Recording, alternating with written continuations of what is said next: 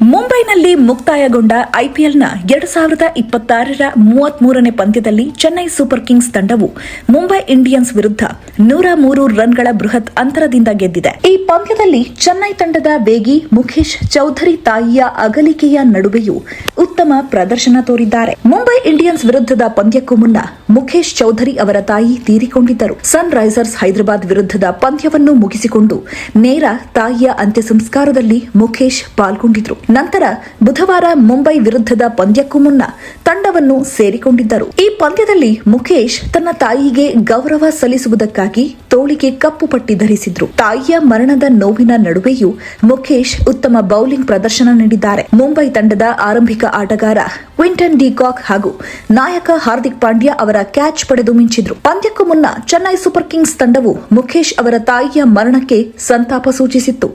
ಮುಖೇಶ್ ಚೌಧರಿ ಅವರ ತಾಯಿಯ ನಿಧನಕ್ಕೆ ಸಿಎಸ್ಕೆಯ ಕುಟುಂಬವು ಶೋಕ ವ್ಯಕ್ತಪಡಿಸುತ್ತೆ. ಈ ಕಷ್ಟಕರ ಸಮಯದಲ್ಲಿ ಮುಖೇಶ್ ಮತ್ತು ಅವರ ಕುಟುಂಬದೊಂದಿಗೆ ನಾವು ನಿಲ್ತೇವೆ ಎಂದು ಫ್ರಾಂಚೈಸಿ ಹೇಳಿದೆ. ಮುಖೇಶ್ 2026ರ ಐಪಿಎಲ್ ಆವೃತ್ತಿಯಲ್ಲಿ ಸನ್ ರೈಸರ್ಸ್ ಹೈದರಾಬಾದ್ ವಿರುದ್ಧ ಕಣಕ್ಕಿಳಿದಿದ್ರು.